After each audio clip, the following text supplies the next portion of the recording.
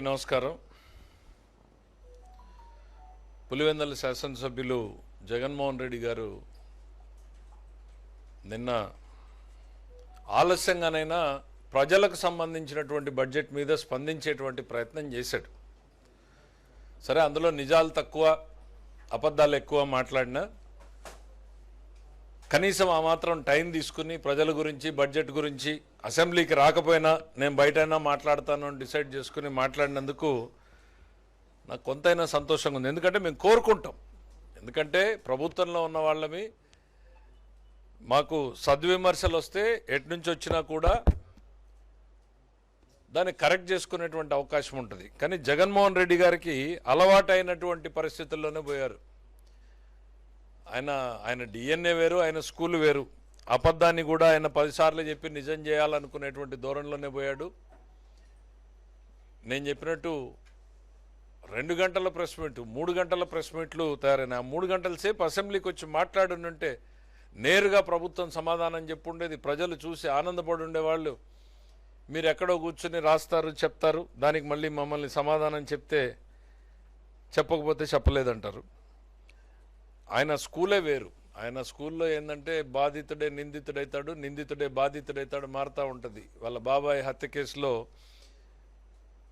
సొంత చెల్లెల్నే నిందితురాల్ని చేసే ప్రయత్నం చేశాడు ఆయన. సో అట్లనే తాను చేసినటువంటి ఆర్థిక విధ్వంసానికి, ఈ రాష్ట్రంలో జరిగినటువంటి ఆర్థిక విధ్వంసానికి మమ్మల్ని బాధ్యులు చేసేటువంటి ప్రయత్నం మొదలుపెట్టాడు ఆయన. తిరుపతిలో జరిగినా అంతే, చేసేది పాపాలు వాళ్ళు, ఎదుటోళ్ళకి ఆపాదించే ప్రయత్నం. బాబాయ్ హత్య కేసులో నారాసుర రక్త చరిత్ర అని మొదటి రోజు చెప్పాడు, తిరుపతిలో చెప్పాడు. ఇప్పుడు రాష్ట్రంలో జరిగినటువంటి ఆర్థిక విధ్వంసం మీద కూడా తన గోబెల్స్ మీడియా ఇద్దరూ కలిసి విపరీతమైనటువంటి ప్రచారాన్ని తీసుకొస్తున్నారు. ఆయన 2 గంటల సేపు చెప్పినా అందులో విషయం ఎక్కువగా మాట్లాడలేదు. కాబట్టి ఆయన చెప్పిన ప్రధానమైన అంశాలని మొట్టమొదటిసారి ఆయన కాగ్ రిపోర్ట్ అనేటువంటి దాని గురించి సీరియస్గా తీసుకున్నాడు. చాలా సంతోషం. కాగ్ రిపోర్ట్లో పేర్కొంది మీ గురించి, అలా అంది, ఇలా అంది అని. చాలా సంతోషం. జగన్మోహన్ రెడ్డి గారు కాగ్ రిపోర్ట్లు చదవడం మొదలుపెట్టారు. అయితే ఒక్కసారి చరిత్రలోకి వెనక్కి వెళ్ళండి. మీ టైంలో కాగ్ మీ గురించి ఇచ్చినటువంటి కాగ్ రిపోర్ట్ చదువుతా I can challenge and I'm on record. భారతదేశంలో ఇంత దరిద్రమైన కాగ్ రిపోర్టు ఏ ప్రభుత్వానికి కూడా రాలేదు. సంతకం పెట్టను అని చెప్పాడు ఆయన. పెట్టకపోగా క్వాలిఫైడ్ రిపోర్ట్ అంటే ఇది ఒక కొత్త పదం ఉంది అని నేను చాలామంది ఫైనాన్స్ సెక్రటరీస్ని అడిగితే మొట్టమొదటిసారి ఆంధ్రప్రదేశ్లో కాగ్ రిపోర్ట్ వచ్చి ఆ రోజున ప్రతిపక్షంలో నేను లేవనెత్తిన తర్వాత చాలామందికి ఇట్లాంటిది ఒకటి ఉంది అని తెలిసింది. అట్లాంటి క్వాలిఫైడ్ రిపోర్ట్ ఇచ్చినటువంటి ఘనత మీది, మీ ప్రభుత్వాన్ని. ఏమని చెప్పాడైనా? దాదాపు 48,000 కోట్లు, 48,284 కోట్ల రూపాయల గురించి అసలు అకౌంట్స్ అనేటువంటివి నాకు చూపించబడలేదు. దాని గురించి ఇంకా మాట్లాడతాడు. ఒకే ఒక 2 లైన్లు చదివి వినిపిస్తాను. In my view these material account entries were effected through back end of the CFMS system without any valid rationale and necessary documentation, bypassing the treasury system, which were in violation of the treasury code and IT controls. These irregular accounting entries are fraught with the risk of inflating the government expenditure beside the possible misappropriation as these were done in the back end of the CFMS. Therefore, in my opinion, of the true and fair nature of accounts is subject to the above violations. అసలు 48,000 కోట్ల రూపాయలకు సంబంధించినటువంటి ఎంట్రీలని British కాలం నుంచి established treasury ప్రొసీడింగ్స్ని కాదని back ఎండ్లో CFMS కంప్యూటర్లోకి enter చేయబడ్డాయి. దీనికి నేనేం చేయజాలను, దీనికి సంబంధించినంత వరకు నేను చాలా క్వాలిఫైడ్ రిపోర్ట్ ఇస్తున్నాను అని మాట్లాడాడు. మీరు ఇవాళ కాగ్ రిపోర్ట్ల గురించి, కాగ్ రిపోర్ట్లు ఏదో ఎత్తి చూపించింది అనేటువంటిది. ఎస్, కాగ్ ఉన్నదే ప్రభుత్వంలో జరిగేటువంటి పొరపాట్లను, లోటుపాట్లను ఎత్తి చూపించడానికి, భవిష్యత్తులో జరగకుండా సరిదిద్దడానికి. కానీ ఇంత ఘన చరిత్ర మాత్రం, మీ అంత ఘన చరిత్ర, మీ ప్రభుత్వంలో సాధించినటువంటి ఆర్థిక విధ్వంసానికి ఇంతకన్నా ప్రత్యక్ష సాక్ష్యం నేను అక్కర్లేదనుకుంటా. చరిత్రను గుర్తు చేస్తా ఉన్నా. ఆ రోజు గవర్నర్ దగ్గరికి వెళ్ళి నేను దీని మీద రిప్రజెంటేషన్ చేయడం, ఆ తర్వాత గవర్నర్ని మీరు ఏ రకంగా రాష్ట్ర ప్రభుత్వం తీసుకున్నటువంటి అప్పులకి బాధ్యుడిని చేసినట్టుగా ఆయన కూడా ఆయన మీద కూడా కోర్టుకి కేసు వేయొచ్చు అనేటువంటి విధానాన్ని గుర్తు చేయడం, ఆ తర్వాత గవర్నర్ గారు మీ చీఫ్ సెక్రటరీని పిలవడం, చీవాట్లు పెట్టడం, ఆ తర్వాత అగ్రిమెంట్లు సరిచేయడం, ఇవన్నీ ప్రతిపక్షంలో మేము చేసినవి ఇంకా గుర్తున్నాయి. ప్రజలకు కూడా గుర్తు చేస్తున్నాం. జగన్మోహన్ రెడ్డి గారు, మీరేదో అద్భుతంగా చేశామని చెప్పుకునేటువంటి ప్రయత్నం చేయొద్దండి. ఎస్, మాలో తప్పులు జరిగితే, లోటుపాట్లు జరిగితే ఎత్తి చూపించండి. You are elected for it. We are here as trustees. నేను ఈ నిమిషానికి కూడా చెప్తా ఉన్నా, పదే చెప్తా ఉన్నా, నేను మన్మోహన్ సింగ్ గారు లాగానో ఇంకెవరినో పెద్ద ఆర్థిక శాస్త్రవేత్తను కాదు. ప్రజల కష్టాలు, ప్రజల కన్నీళ్లు, ప్రజల బాధల మధ్య తిరిగిన వాడిని, పెరిగిన వాడిని, వాటికి పరిష్కారాలు ఎలా చూపించాలి అనేటువంటి తపనతో, ఆరాటంతో ప్రభుత్వంలో పనిచేసేటువంటి వ్యక్తిని. ఎక్కడా తప్పు జరగకూడదు, జరగకుండా ఉండేలా ఉండాలి అని నిరంతరం ప్రయత్నం చేసేటువంటి వ్యక్తిని. కానీ మీరు చేసినటువంటి ఘనకార్యాలన్నింటినీ మేము ఆ రోజు ఎత్తి చూపించాం కదా. మాకున్నటువంటి పరిమిత జ్ఞానమో ఏదో కొంత జ్ఞానంతో మేము చూపించినవన్నీ నిజమన్నారు కదా. కేంద్ర ప్రభుత్వం కూడా మీకు మొట్టికాయలు ఆ రోజు వేసింది కదా. అట్లాంటిది పోయి ఇవాళ మీరేంటి ఆర్థిక విధ్వంసంలో కాగ్ స్పష్టంగా నివేదిక బయటపెట్టింది అని ఏం చెప్పిందండి? జగన్మోహన్ రెడ్డి గారి టైంలో ఆర్థిక విధ్వంసం జరిగింది అనేటువంటిది స్పష్టంగా ఉంది. ఒకసారి మళ్ళీ గుర్తు చేస్తానో తెప్పించుకొని చూడండి. బహుశా అప్పుడు అధికారంలో ఉన్నప్పుడు మీరు కళ్ళు తెరుచుకుని ఉన్నారో మూసుకుని ఉన్నారో నాకు తెలియదు. మేమైతే కళ్ళు చెవులు రెండు ఓపెన్ ఐస్ అండ్ ఇయర్స్తో ఉంటున్నాం. ప్రజలకు జవాబుదారీగా ఉండే ప్రయత్నం చేస్తున్నాం. లోటుపాట్లను సరిదిద్దుకోవడానికి సిద్ధంగా ఉన్నాం. తప్పు జరిగితే ఎస్ ఇది పొరపాటు జరిగిందని చెప్పడానికి సిద్ధంగా ఉన్నాం. కానీ మీలాగా బుకాయింపులకు మాత్రం సిద్ధంగా లేము అనేటువంటిది. ద ఫస్ట్ ఓపెనింగ్ మీరు చెప్పిందే కాగ్ రిపోర్ట్ ఏదో చెప్పిందని, కాగ్ మీ గురించి ఎంత అద్భుతంగా చెప్పిందో నేను చెప్తున్నాం. రెండోది, మాకు వచ్చినటువంటి వారసత్వం ఎంత? మీరు ఇంకా ఏంటో వారసత్వం గురించి మాకు వచ్చింది ఎంత అంటే 9,74,000 కోట్ల రూపాయల లైబిలిటీస్. పదే చెప్తా ఉన్నాం. అందులో 1,34,000 కోట్ల బకాయిలు అంటే డైరెక్ట్ పేమెంట్స్ పెట్టిపోయారు మాకు. మీరేదో ప్రజలకు చేశామని చెప్పుకుంటే ఆ పేమెంట్లు కూడా మేం చేస్తున్నటువంటి పరిస్థితులకు వచ్చింది. రెండవది ప్రధానమైంది మీరు చెప్పింది ఏంటంటే 23-24తో పోలిస్తే రెవెన్యూ లోటు దాదాపు 56% పెరిగింది, ఫిస్కల్ డెఫిసిట్ 30% పెరిగింది. పెద్దగా అంకెలు సంఖ్యలు ఎక్కువ ఇక్కడ చెప్పడం ఇంత పర్ఫెక్ట్గా ఉండదేమో. మీరు ఈ పేపర్లో రెండు స్టేట్మెంట్లు రాస్తారు, ఇచ్చుకుంటారు. ఈ స్టేట్మెంట్లు ఏందో నాకు తెలీదు, ఎక్కడ సోర్సో తెలీదు, ఎవరు వండి వార్చారో తెలీదు. ఇవే మీరు ప్రెస్ మీట్లో లాస్ట్ టైం చెప్పారు. సరే ఏదో ఆయన పేపరు ఆయన ఏదో చెప్పుకున్నాడు అని చెప్పి కావాల్సిన వాటికి సమాధానాలు చెప్పాం. అవే తీసుకొచ్చి బొత్స సత్యనారాయణ గారితో కౌన్సిల్లో చెప్పించే ప్రయత్నం చేశారు. నేను ఆ రోజు నిలదీశాను, అయ్యా పేపర్ ఏందో ఇటు పంపించండి, మీరు సిఏజీ అంటున్నారు, పంపించండి అంటే పంపించలేకపోయారు. పంపించిన తర్వాత చివరకు 15 నిమిషాల ఆర్గ్యుమెంట్స్ తర్వాత ఆ పేపర్ పంపించారు. దాంట్లో నిజాలు ఏం జరిగాయో చూశారు, బొక్కబోర్లో పడ్డారు. వాళ్ళ ఓన్ వండి వార్పులకి సిఏజీ చెప్పింది అంటే ఏది క్రెడిబిలిటీ ఉంటే దాన్ని చెప్పేటువంటి ప్రయత్నం చేయడం, ఏదో ఒకదానికి స్టిక్ ఆన్ గమ్మని నేను అంటా ఉన్నా.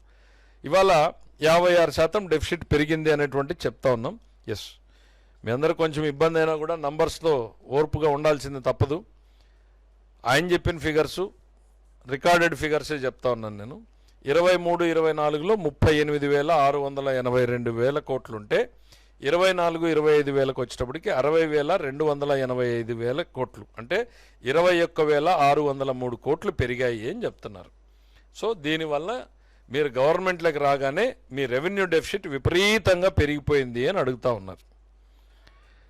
జగన్మోహన్ రెడ్డి గారికి చెప్పాల్సింది ఏంటంటే, మేము గవర్నమెంట్లోకి వచ్చేటప్పటికి ఆ రోజు ఆర్థిక సంవత్సరం 2.5 నెలలు మీ చేతిలో ఉంది. 2 నెలల్లోనే 26,441 కోట్ల రూపాయలని మీరు రెవెన్యూ డెఫిసిట్ని చేశారు. నేను ఇచ్చేవన్నీ కూడా కాగ్ నంబర్స్ ఇస్తాను, మీకు కావాల్సితే పేపర్స్ ఉంటాయి చాలా క్లియర్గా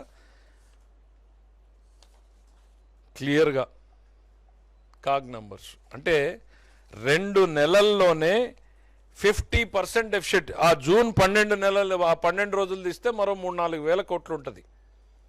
అంటే దాదాపు 30,000 కోట్ల రూపాయలు, 60,000 కోట్లలో 30,000 కోట్ల రూపాయల్ని 2 నెలల్లోనే చూపించినటువంటి ఘనత మీది. మీ వారసత్వం కాదని ఈ ప్రభుత్వం వచ్చిన తర్వాత కూడా మొత్తం రెవెన్యూ డెఫిసిట్ కారకులు మీరు. మళ్ళీ ఆ బురదను తీసుకొచ్చి మా మీద వేసేటువంటి ప్రయత్నం చేస్తున్నారు. దాని పర్యవసానమే ఫిస్కల్ డెఫిసిట్ కూడా పెరగడం అనేటువంటిది. అంతే తప్ప ఏదో అన్యూజువల్గా పెరిగినటువంటి పరిస్థితి లేదు. దీనికి ఎవరైనా సమాధానం చెప్పాల్సి ఉంటే మీరు, మీ తరఫున ఆనాటి ఆర్థిక శాఖ మంత్రి గారు ఎందుకు ఆ 2 నెలల్లోనే ఇంత రెవెన్యూ డెఫిసిట్ పెరిగింది అనేటువంటిది ఎక్స్ప్లెయిన్ చేస్తే తెలుసుకుంటాం మేము కూడాను. ఇంకోటి ఏంటో కొత్తది తీసుకొచ్చారు ఆయన, ప్రభుత్వం నెట్ బారోయింగ్ సీలింగ్ని పదే ఉల్లంఘించింది అనేటువంటిది. జగన్మోహన్ రెడ్డి గారికి విన్నాం మేము, కొత్తగా ఏదో బెంగళూరు టీంను ఒకటి పెట్టుకున్నాడని, ఫైనాన్సెస్లో గైడ్ చేయడానికి బెంగళూరు టీము ఒకటి పెట్టుకున్నాడు అనేటువంటిది. ఆ బెంగళూరు టీం ఏం గైడ్ చేస్తూ ఉందో, వీళ్ళు ఏం స్టేట్మెంట్లు రాస్తున్నారో కొంచెం ప్రజలకు వివరిస్తే బాగుంటుంది. ఆయన నెట్ బారోయింగ్ సీలింగ్ పెరిగింది అని అన్నారు. What is net borrowing ceiling? Simple సామాన్యుడి భాషలో నేను చెప్పదలుచుకున్నాను. రాష్ట్ర ప్రభుత్వం ఈ సంవత్సరం ఎంత అప్పు తీసుకోవచ్చు అనేటువంటిది అనేక కారణాలని, ఫ్యాక్టర్స్ని కన్సిడర్ చేసిన తర్వాత మాకు నిర్ధారిస్తారు. మా జిఎస్డిపిలో 3% ఇస్ ది లిమిట్. వాళ్ళు రాసుకున్నారు, ఆ ఫిగరే ఇందులో రాసుకున్నారు, వాళ్ళకు ఓన్ అసెస్మెంట్ చేసేసుకున్నారు. Fine, they have every liberty to do that. దాంట్లో ఇంకా కొన్ని ఉంటాయి. నేను గతంలో రీపే చేసినటువంటి అప్పులకి దానికి ఎంత అదనంగా వస్తుంది, ఫ్రెష్గా తీసుకుంటున్నటువంటి, ఇవన్నీ నిర్ధారించిన తర్వాత ఇంతే ఈ సంవత్సరం నీ పరిమితి ఇంత అనేటువంటిది ఫిక్స్ చేస్తారు, which is usually around 3% of the GSDP. నాకు ఆయన చెప్పింది ఏంటి, 24-25లో మీరు 17,000 కోట్ల రూపాయలకు మించిందా లేదా నేను చెప్పే లెక్క అవద్దు, జగన్మోహన్ రెడ్డి గారు చెప్పే లెక్క అవద్దు. ఇందులో ఒక సింపుల్ రూల్ ఉంది. నెట్ బారోయింగ్ సీలింగ్ని నేను ఎప్పుడైతే ఏ సంవత్సరం అయితే దాటుతానో, మార్చ్ 31 నాటికి నేను పొరపాటున ఒక 1000 కోట్లు 2,000 కోట్లు దాటాను అనుకోండి, ఆ నెక్స్ట్ ఫైనాన్షియల్ ఇయర్లో నా లిమిట్ని కట్ చేస్తారు అంత మేరకి. Simple straightforward equation. నేను 10,000 కోట్లు దాటితే 10,000 కోట్లు కట్ చేస్తారు, 5,000 కోట్లు దాటితే 5,000 కోట్లు కట్ చేస్తారు. ఆయన 24-25 గురించి నేను 17,000 కోట్లు దాటాను అన్నప్పుడు 25-26లో నాకు కట్ చేయాలి కదా, ₹1 కూడా కట్ కాలేదు కదా. అంటే నేను నెట్ బారోయింగ్ సీలింగ్ దాటలేదనే కదా అర్థం. ఈ పేపర్ అర్థం ఏంటో నాకు తెలీదు. Simple straight forward. Department of expenditure monitor చేస్తుంది దీని మీద, సెక్రటరీ ఆఫ్ ఎక్స్పెండిచర్ మానిటర్ చేస్తాడు, దానికి అనుగుణంగానే ఆర్బీఐ ఇస్తుంది. మాకేదో ఓవర్ నైట్ ఇట్లా చెక్కులు రాసివ్వరు. వీక్లీ, క్వార్టర్లీ 100 చెక్స్ పెట్టింది గవర్నమెంట్ ఆఫ్ ఇండియా. ఏది పడితే అది వండి వార్చే. ఇప్పుడు మొన్నటిదాకా సాక్షి జర్నలిస్టుల మీద పెట్టి వంటల్ని వండి వార్చినట్టు కథనాల్ని వండి వార్చి వాటిని మీరు బయటకి as you have a liberty, మీదో మీడియాని పెట్టుకున్నారు గోబెల్స్ ప్రచారం చేయడానికి, చేయండి. చట్టసభల్లో చెప్పేటువంటి ప్రయత్నం చేసి బొక్కబోర్లా పడ్డారు. మీరు కనీసం చెప్పే ముందు ఆ బెంగళూరు టీంకి కొంచెమైనా ఆలోచన ఉండాలి. మీతో చెప్పించే ముందు 1-2 సార్లు వెరిఫై చేసుకోవాలి అనేటువంటిది. ఇంత బ్లేటెంట్ లైస్. నెట్ బారోయింగ్ సీలింగ్ నేను దాటితే నాకు నెక్స్ట్ ఇయర్లో కట్ అయిపోతుంది. కట్ అవ్వలేదే, అయితే చూపించండి. ఇట్లాంటి పచ్చి అబద్ధాలు చెప్పడం మానుకుంటే మంచిది జగన్మోహన్ రెడ్డి గారు అనేటువంటిది నేను చెప్పదలుచుకున్నాం. రెండవది, ఇంకా అతిపెద్ద లై, 2 సంవత్సరాల్లో ప్రభుత్వం 3.2 లక్షల కోట్ల అప్పు తీసుకుంది. పదే అసలు ఈ 3.2 లక్షల కోట్లు ఎక్కడి నుంచి వచ్చిందో ఫిగర్ నాకు అర్థం కావట్లా. క్లియర్గా ఇవాళ నా బారోయింగ్స్ ఏంటి అనేటువంటిది ప్రతి ఒక్కరికి కూడా స్టేట్మెంట్లు ఉంటున్నాయి. పోనీ వాళ్ళు చెప్తున్నటువంటి స్టేట్మెంట్లు కూడా ఉన్నాయి. ఈ ప్రభుత్వం వచ్చిన తర్వాత 1 జూన్ నుంచి ఈ ఫిబ్రవరి 26 వరకు, ఎందుకంటే ఈ మార్చి 10 రోజులు మేము ఇంకా అకౌంట్స్ చెప్పలేదు, 19-20 నెలలకు గాను మేము చేసినటువంటి అప్పు 1,05,800 కోట్లు మాత్రమే. ఐ రిపీట్, 1,05,800 కోట్ల రూపాయలు మాత్రమే. పదే 3.2 లక్షల కోట్లు అప్పు చేశారు, 3.2 లక్షల కోట్లు అప్పు చేశారు అనేటువంటిది క్లియర్గా నేను చెప్తాను. నేను చెప్పేటువంటిది ఏంటి, నేను చేసినటువంటి అప్పుల్లో కూడా క్లియర్గా స్టేట్ గవర్నమెంట్ సెక్యూరిటీస్, మీకు కావాల్సి ఇది ఫోటో షేర్ చేస్తాను just for reading. Net borrowings నా పరిస్థితి ఏంటి అని అంటే, జూన్ నాటికి 96,000 కోట్లు, EAP external aided projects court 11,919 కోట్లు, నాబార్డు అండ్ అదర్ థింగ్స్ మైనస్లో ఉన్నాయి. ఈ టోటల్ కలిపితే మాకు 1,05,800 కోట్ల రూపాయలు నా నెట్ ఓపెన్ మార్కెట్ బారోయింగ్స్. దీన్ని పట్టుకుని 3.5 లక్షలు, 3.20 లక్షలు రోజుకో సంఖ్యని చెప్తా పోతా ఉన్నారు. ఇక 24-25 సంవత్సరానికి ప్రభుత్వం అప్పులు 60,485 కోట్ల రూపాయలను అసెంబ్లీలో చెప్పింది. అయితే సిఏజీ నివేదిక ప్రకారం వాస్తవ అప్పులు 81,000 చిల్లర అనేటువంటిది వీళ్ళు పెట్టారు. ఏమని పెట్టారు, ఈ పేపర్లో రాసిన దాని ప్రకారం 81,082 కోట్లు ఏదో అని చెప్పి పెట్టారు. 81,082 కోట్ల రూపాయలు అసెంబ్లీలో 60,000 కోట్లుగా చూపించారు. ఈ అధికారుల్ని మేము డిఓపిటీ కంప్లైంట్ చేస్తాను. నువ్వు ఇప్పుడేమన్నా ఊరికే ఉన్నావా? ప్రతిరోజు కంప్లైంట్ పెడుతున్నావు కదా. 150 కార్పొరేషన్లకి నువ్వు కంప్లైంట్లు పెట్టావు, ఈ ప్రభుత్వానికి అప్పులు ఇవ్వద్దండి అని. మేము ఎప్పుడు గతంలో చేయలా. రోడ్డెక్కి పోరాడితే ఈ రాష్ట్రంలో మీ ప్రభుత్వం మీద ఇక్కడ ఒత్తిడి తీసుకొచ్చాం, కానీ రాష్ట్ర ప్రయోజనాలకు భంగం వాటిల్లే రకంగా ఈరోజు చేయలా. నువ్వు 150 మంది కార్పొరేషన్లకి రిస్క్ అసెస్మెంట్ ఆఫీసర్లకు కంప్లైంట్ పెట్టావు. ఎక్కడి నుంచి? ఆస్ట్రేలియాలో ఉన్న వ్యక్తితో నుంచి. చాలా నీ నీ నీ నిజస్వరూపం ఏంటి అనేటువంటిది అక్కడికి స్పందన రాలేదు. ఏం చేశారు తర్వాత? మీ సుబ్బారెడ్డి గారి చేత కంప్లైంట్ పెట్టించే. ఎవరికి పెట్టారు? సాక్షాత్తు భారత ప్రధానికి కూడా పెట్టారు కదా మీరు కంప్లైంట్. నువ్వేమన్నా ప్రతిరోజు సైలెంట్గా ఉంటున్నావా? ప్రతిరోజు రాష్ట్రం మీద ఇటు కోర్టులో కేసు వేయడం ఏంటి? ఉత్తరాంధ్ర భూములు ఫ్యాక్టరీలకి తక్కువ రేటుకి ఇచ్చారని రాయలసీమ ఎంపీ పోయి కోర్టులో కేసేస్తాడు. నిన్నటికి నిన్న మొట్టికాయలు తిన్నారు. ప్రభుత్వం ఏదైనా బారోయింగ్ చేద్దామనేటువంటి ప్రయత్నం చేస్తూ ఉంటే పిటిషన్ల మీద పిటిషన్లు పంపుతూ ఉన్నారు. డాక్యుమెంటరీ ఎవిడెన్స్ కావాలంటే రిలీజ్ చేస్తాను నేను. ఆఖరికి మీ ఎంపీ గారు కూడా రాశారు కదా. ఇంకా మీరు అడిగే ధైర్యం ఉందని నేను అనుకోను, రాయలేదు అని. మీరు ఏదో ఈరోజు ఆఫీసర్లకు కంప్లైంట్ చేస్తామంటున్నారా? చేయండి నేను చెప్తున్నా. నేను అప్పుడైనా మీకు చెంపబెట్టుకు కొట్టినట్టు ఒక రిప్లై వస్తుంది. అరే కొంచెం ఓపిక్గా ఏంటి అనేటువంటిది వెరిఫికేషన్ చేసుకునేటువంటిది లేదు, నిజమా కాదా అనేటువంటిది. ఏంటి? అసెంబ్లీకి 60,485 కోట్ల రూపాయలు 41. ఎస్, అసెంబ్లీకి ఆ రోజు ఇచ్చిన ఫిగర్స్ 60,485.41 కోట్లు. మీరు అడిగిన ప్రశ్న ఏంటి? On budget, of budget borrowings. ప్రభుత్వానికి ఉన్నటువంటి బారోయింగ్స్ శాసనసభకు చెప్పినటువంటి 60,485.41 కోట్లే. మీరు ఆ రోజు అసెంబ్లీకి వచ్చి లేకపోతే కౌన్సిల్కి వచ్చి మీ సభ్యులు 4 ప్రశ్నలు ఎక్స్ట్రా వేసింటే ఇది ఈరోజు నేను తీసుకొచ్చిన షీట్ కాదు. ఆ రోజు అసెంబ్లీకి పంపడానికి 3-4 డ్రాఫ్ట్లు చేస్తారు ఏ ఆన్సర్ పెట్టాలి అని. అందులో ఉన్నటువంటిదే.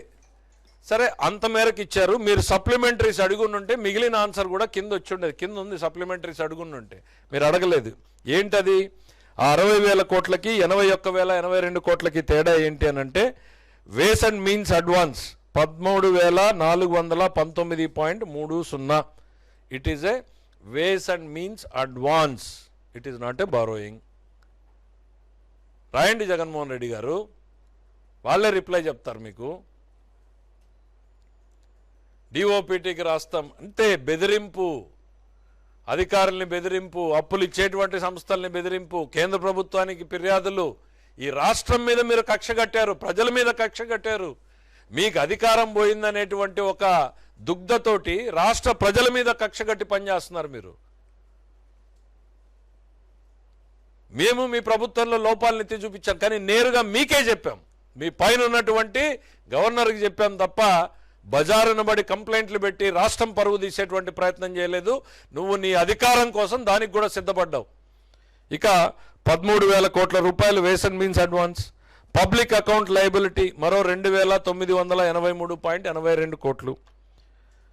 దాంతోపాటు అదనంగా జిఎస్టీ కాంపెన్సేషన్ని అప్పుడు లోన్గా ఇచ్చిన దాన్ని తర్వాత గ్రాంట్గా మార్చడంతో 4,193.99 కోట్లు. ఇవి మొత్తం కలిపితే 81,082 కోట్లు.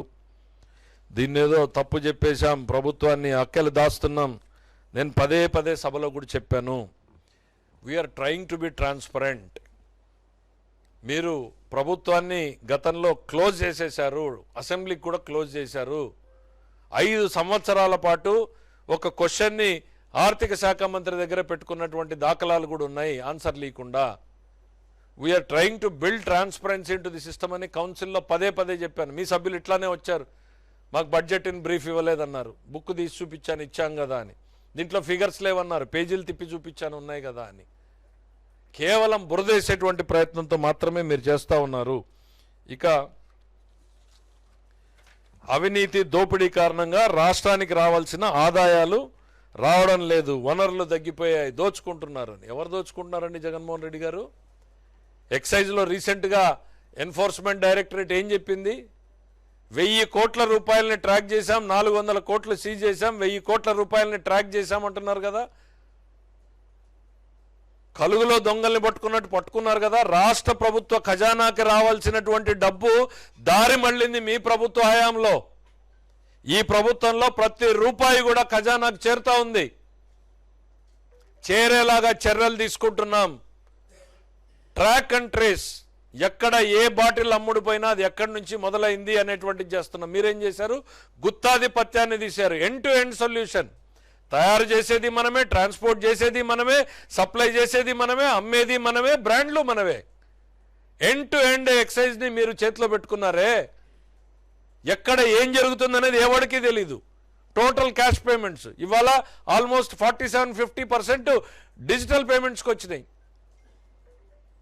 రాష్ట్ర ప్రభుత్వ ఆదాయం తగ్గింది అనేటువంటిది మీరేదో పదే పదే చెప్తా ఉన్నారు. జగన్మోహన్ రెడ్డి గారు అది కూడా అవాస్తవమే. ఏం చెప్పారు? 1,73,767 కోట్ల రూపాయల రెవెన్యూ రెసిట్స్ ఉన్నాయి, అవి తగ్గాయి అనేటువంటిది. దయచేసి ఇంకొంచెం డీటెయిల్డ్గా ఫిగర్లోకి వెళ్ళండి. ఎక్సైజ్లో తగ్గిందా? స్టాంప్స్ అండ్ రెవెన్యూస్లో తగ్గిందా? కమర్షియల్ ట్యాక్సెస్లో తగ్గిందా? ఎక్కడ తగ్గింది చెప్పండి? స్టేట్ అండ్ రెవెన్యూస్ ఎక్కడా తగ్గలేదు, కేంద్రం నుంచి వచ్చేటువంటిది కూడా తగ్గలేదు. ఇవన్నీ కూడా పెరిగాయి. గత ప్రభుత్వం కంటే ఒక విధానంలో చూస్తే 4% పెరిగాయి, ఇంకా ఓవరాల్గా చూస్తే 7.5% పెరిగింది. మరి మీకు 1,73,000 కోట్లు మీకు వచ్చినాయి, తర్వాత వచ్చిన వాళ్ళకి 1,60,000-67,000 కోట్లు వచ్చినాయి. ఈ డిఫరెన్స్ ఎక్కడి నుంచి వచ్చింది 60,000 కోట్లు అనేటువంటిది ఒక్కసారి గుర్తు చేయాలి. 15th ఫైనాన్స్ కమిషన్ సంవత్సరానికి 6,000 కోట్ల రూపాయలు అప్రాక్సిమేట్లీ అనుకుంటే 5 ఏళ్లకు కానీ 30,000 కోట్ల రూపాయలు ఇస్తే మీరేం చేశారు? ఈ 2 సంవత్సరాలకి సంబంధించినటువంటి డబ్బును కూడా మీరే డ్రా చేశారు. 30,000 కోట్లు 3 సంవత్సరాల్లో వాడేశారు కదా. ఫ్రంట్ ఎండ్ చేసుకుని 30,000. అది కాక మీరందరికి గుర్తే ఉంటుంది, మీడియాలో మిత్రులందరికీ, రాష్ట్రం విడిపోయినప్పుడు మనం రెవెన్యూ డెఫిసిట్ గ్రాంట్ మీద పోరాటం చేశాం. 16,000 కోట్లు రావాలని. అప్పట్లో 3,000 కోట్లు ఇస్తే 13,000 కోట్లు బాకీ ఉంది. అది జగన్మోహన్ రెడ్డి గారి గవర్నమెంట్లో చివరిలో 10,000 కోట్లు 2,800 కోట్లు వచ్చింది. దాన్ని పట్టుకుని రాష్ట్ర ప్రభుత్వ ఆదాయం తగ్గింది. తగ్గలేదు. రాష్ట్ర ప్రభుత్వ ఆదాయం తగ్గలేదు, కేంద్రం నుంచి వచ్చేటువంటిది తగ్గలేదు. తగ్గింది ఏదైనా ఉంది అనంటే మీ దోపిడీలో గతంలో ఎంత తగ్గింది అనేటువంటిది రేపు మర్నాడు ఈడీ బయటకు తీస్తుంది, అప్పుడు తెలుస్తుంది రాష్ట్ర ప్రభుత్వ ఖజానా ఎక్కడికి మళ్ళింది అనేటువంటిది. రెవెన్యూ డెఫిసిట్ గ్రాంట్ని ఇప్పుడు రావాల్సింది కూడా మీరు వాడేసి దాన్ని మీ అకౌంట్లో వేసుకుని ఆ రోజు ఏదో పెరిగింది అని చెప్పేటువంటి ప్రయత్నం చేయడం దుర్మార్గం అనేటువంటిది ఈ సందర్భంగా చెప్తా ఉన్నా. అబద్ధాలకు కూడా ఒక లిమిట్ ఉంటుంది. అసలు మొదటి నుంచి చివరి వరకు అబద్ధాలే మీరు మాట్లాడింది. ఇది ఆర్బీఐ నుండి అడ్వాన్సులపై ఆధారకుండా కేవలం 8 రోజులు మాత్రమే మీరు సర్ప్లస్లో ఉన్నారు, మిగిలిన రోజులు డెఫిసిట్లో ఉన్నారు. ఇదేమన్నా ఈ రోజు నుంచి వచ్చిందా జగన్మోహన్ రెడ్డి గారు? ఈరోజు వారసత్వంగా వచ్చిందా ఈ రాష్ట్రానికి ఇది? పోనీ మీ ప్రభుత్వంలో మీరు ఏమన్నా 365 రోజులు బయట ఉన్నారా? నీకు నాకు తేడా 22 రోజులు. It is a prudent. నాకు అతి తక్కువ ధరకు దొరికేటువంటి డబ్బులు ఎక్కడున్నాయో చూసుకుని అన్నింటినీ వాడుకునేటువంటి ప్రయత్నాలు రకరకాలుగా జరుగుతుంటాయి. వేస్ అండ్ మీన్స్లో ఏదో ఘోరం జరిగిపోయినట్టు నీకు నాకు 22 రోజులు తేడా, 8 రోజులే ఉంది అని. మీ పాలనలో ఏమన్నా 365 రోజులు ఉందా? ఇవన్నీ మాకు ఈరోజు వచ్చినవన్నీ కూడా వారసత్వంగా వచ్చినటువంటివే. మీ వలన, మీ ఆర్థిక విధ్వంస పాలన వలన మాకు వచ్చినటువంటివే. సరిదిద్దేటువంటి ప్రయత్నం చేస్తున్నాం. నేను చెప్పాను కదా సభలో, ఇది ఒక 2 ఏళ్లలోనో 3 ఏళ్లలోనో 5 ఏళ్లలో కాదు, ఈ పాపం 10 ఏళ్ళు ఈ రాష్ట్రాన్ని వెంటాడుతుంది అని ఆన్ రికార్డ్ హౌస్లో చెప్పాను. నేను అదే చెప్తా ఉన్నా. మీరు చేసిన పాపాల ఫలితం 10 ఏళ్ళు. ఏంటి మీరు చేసింది? 12.5%, 13%కి మీరు వడ్డీలకు తెచ్చారు. మేము ఇవాళ రీనెగోషియేట్ చేసి 9.1%కి దించుతున్నాం. ఇప్పటికి దించాం, ఇంకా కూడా దించుతా ఉన్నాం.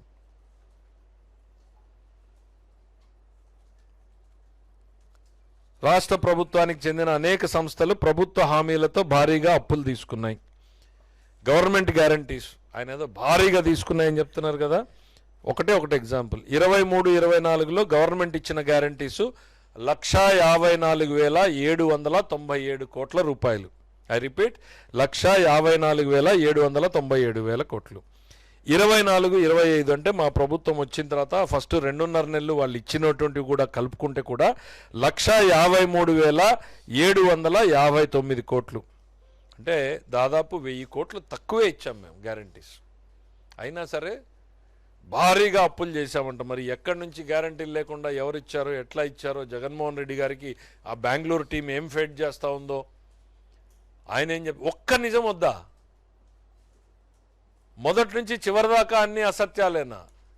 అసత్యాలు, అర్ధసత్యాలు తెలిసి చెప్పారా, తెలియక చెప్పారా, కావాలనే చెప్పారా, ప్రజల్ని కన్ఫ్యూజ్ చేయాలనేటువంటి ఉద్దేశం చెప్పారా? మాకు అర్థం కాల.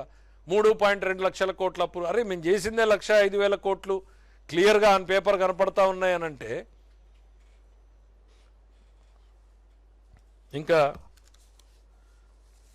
ఆయన ఫైనాన్స్ మీద ఎక్కువగా ఇవే మాట్లాడారు. ఇంకా ఏంటి, ప్రైస్ స్టెబిలైజేషన్ ఫండ్కి 300 కోట్లే కేటాయించారు పంటల్ని కొనుగోలు చేయడానికి అనేటువంటిది. సరే 300 కోట్లే కేటాయించాం, కానీ ఎంత ఖర్చు పెట్టాం? 1,200 కోట్ల రూపాయల పైన ఖర్చు పెట్టాం. కేటాయింపులకి మా ఖర్చుకి తేడా ఏంటంటే we are committed to the farmers. 1,200 కోట్లు, మీరు 7,000 కోట్ల 5 ఏళ్లలో కేటాయింపులు చేసి 700 కోట్లు కూడా ఖర్చు పెట్టాల. మీకు మాకు కంపారిజన్ ఎట్లా? మేము ఒక్క సంవత్సరంలో కొన్నాం. టొబాకో కొన్నాం, మిర్చి కొన్నాం, టొబాకో కొన్నాం, మామిడికి కొన్నాం, కంది, అన్ని పంటల్ని సపోర్ట్ చేస్తూ ఉన్నాం.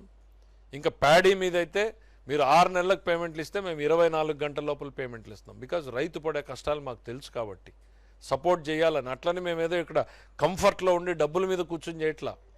మేము అప్పు చేసినా సరే రైతుకి బాసటగా నిలబడాలనేటువంటి ఉద్దేశంతో 24 గంటల లోపల పేమెంట్ ఇచ్చాం.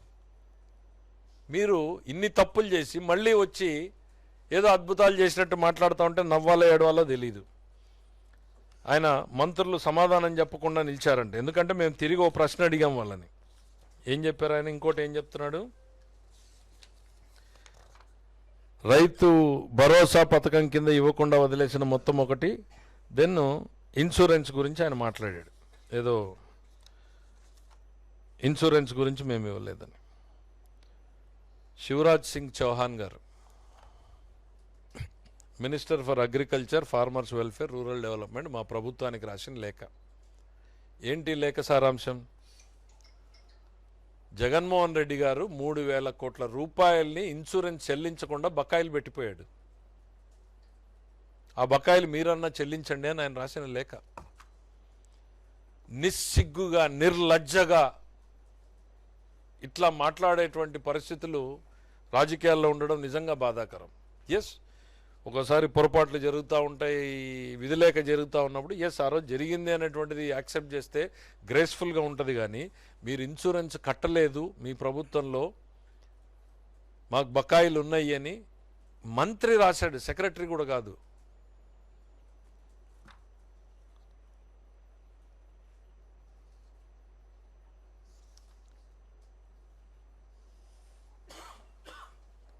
I would like to draw your attention to the pending premium subsidy related to the pending insurance claims under the scheme in Andhra Pradesh 2022 season గురించి. ఇది ఆయన మంత్రి గారు చాలా డీటెయిల్డ్గా అనెక్షర్ ఇచ్చాడు. ఇన్ని పాపాలు చేసి అదేదో 1000 ఎలుకల్ని తిన్న పిల్లి కాశీయాత్రకు పోయినట్టుగా మాట్లాడుతున్నారు. ఇక రైతు భరోసా గురించి మేమేదో ఇయ్యలేదు అనేటువంటిది, మేము ఎంత ఇస్తున్నాం అనేటువంటిది 20,000 ఇస్తున్నాం, ఎంతమందికి ఇస్తున్నాం అనేటువంటిది కూడా చాలా స్పష్టంగా చెప్పాం. 46 లక్షల మందికి ఇవాళ కేటాయింపులు చేశాం. దీపం పథకం కింద నేను ఒకటే అడుగుతున్నా, దీపం పథకం కింద మేము గ్యాస్ సిలిండర్లని ఎక్కడ వద్దు, పులివెందల్లోనే మేము ఎవరికన్నా తక్కువ చేసామా? ఎవరన్నా మాకు సిలిండర్ రాలేదని చెప్పారా? రాష్ట్రం గురించి తర్వాత నీ కాన్స్టిట్యున్సీ 40 యావరేజ్ స్టేట్లో 40-45 వేల కనెక్షన్స్ ఉంటున్నాయి పర్ కాన్స్టిట్యున్సీలో. వాళ్ళందరికీ మేము చెల్లిస్తున్నాం, ఇంకా ఇంప్రూవ్ చేయడానికి చూస్తున్నాం దాన్ని. మీకు కడుపు మంట ఎక్కువైనట్టుంది, మేము ఇచ్చేటువంటి గ్యాస్ మంట బాగానే ఉంది, ప్రజలు సంతోషంగా ఉండడం మీకు ఇష్టం లేదు. అందుకే ఒకవైపు ప్రధానమంత్రులకి లేఖ రాస్తారు, డబ్బులు ఇచ్చేటువంటి కంపెనీలకి లేఖ రాస్తారు, పెట్టుబడులు పెట్టొద్దు అని బెదిరిస్తారు, భూములు ఇస్తే వాళ్ళ మీద పోతారు.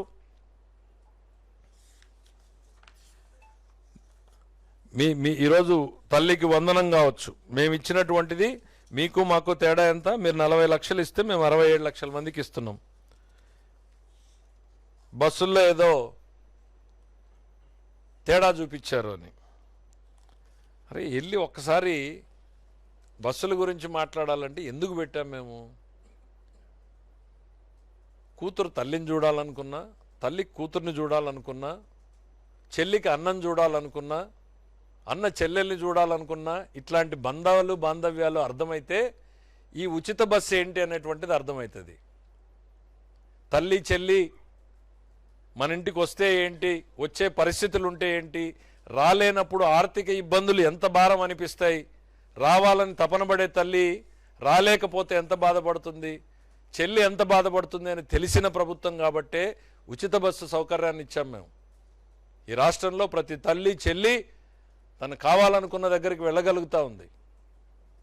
మీరు దాన్ని ఒక ఆర్థిక కోణంలో చూస్తున్నారేమో, దాన్ని ఒక ఎమోషనల్గా మేము చూస్తున్నాం. జగన్మోహన్ రెడ్డి గారికి ఫైనల్గా నేను చెప్పదలుచుకున్నది ఒకటే, ఏలెత్తి చూపించే ముందు మీ వైపు చూసుకోండి. కాగ్ రిపోర్టు చూసినా మీ గురించే చండాలంగా మాట్లాడుతూ ఉంది. మీరు చెప్పినటువంటి ఏ విషయాన్ని చూసినా మొదటి నుంచి చివరి వరకు అసత్యాలే ఉన్నాయి. ఆ బెంగళూరు టీంనైనా మార్చుకోండి, మీరైనా మారండి. ఎందుకంటే నాకు నష్టం కాదు, కనీసం ప్రజలకు ఇప్పుడు ప్రతిపక్షంలో ఉన్న వ్యక్తులు మాట్లాడాలని నేను కోరుకుంటా. ఎప్పుడు కూడా గవర్నమెంట్ ఎవరు ఏంటి అనేటువంటిది కాదు, ప్రతిపక్షంలో ఉన్న వ్యక్తులు మాట్లాడాలి అని కోరుకుంటా. ఎందుకు అనంటే అప్పుడే ప్రజలకు ఉన్నటువంటి సమస్యలు వెలుగులోకి వస్తాయి, వాటిని ప్రభుత్వాలు కొంతైనా బాధ్యతగా పరిష్కరిస్తాయి అనేటువంటిది. ఇక్కడ మేము ట్రస్టీలు మాత్రమే మా బాధ్యతని ప్రజల కోసం పనిచేయడమే లక్ష్యంగా పెట్టుకుంటాం తప్ప జగన్మోహన్ రెడ్డి గారిని తిట్టడానికో ఇంకోనో కాదు. దిస్ గవర్నమెంట్ రోడ్డు ఎక్కితే పొలిటికల్ పార్టీగా నేను ఆయన్ని విమర్శించవచ్చు, కానీ ఇక్కడ కూర్చుని ఆయన్ని కూడా ఒక బాధ్యతాయుతమైనటువంటి వ్యక్తిగా పరిగణించాం కాబట్టి మేము ఈరోజు ప్రతిదానికి సమాధానం చెప్పేటువంటి ప్రయత్నం చేశాం. మొదటి నుంచి చివరి వరకు అసత్యాలే. మీరు బైబిల్ చదివినా, నేను భగవద్గీత చదివినా, ఇంకో పుస్తకాన్ని చదివినా ప్రతి ఒక్కరం కూడా ఏం చెప్తుంది అనేటువంటిదంటే అసత్యాలు పలకకూడదు అనేటువంటిది ఉంటుంది. మీరు మొదటి నుంచి చివరి వరకు దాన్ని పాటిస్తున్నారనంటే మన గ్రంథాలని తక్కువ, సాక్షి పత్రికను ఎక్కువ చదువుతున్నట్టున్నారు. దయచేసి కొంచెం నిజాలు చూసేటువంటి ప్రయత్నం చేయండి, వాస్తవాల్ని మాట్లాడే రకంగా ఉండాలని నేను కోరుకుంటున్నాను. Thank you.